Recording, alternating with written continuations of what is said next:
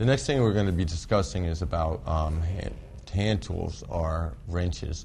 Wrenches comes in a variety of sizes and shapes. You have open-ended and closed-end wrenches, which are commonly called box-end wrenches. Wrenches come in two styles, metric and US.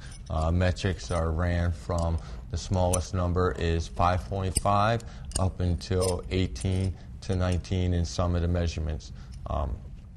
The other wrenches come from 3/8, and they do range smaller, but from 3/8 to 13/16. Most of the common knowledge screws are 1/2 inch, 5/8, and 9/16. Here we have a 5/8 wrench, and here we have a 15 millimeter wrench. As you can see, they're both similar in sizes.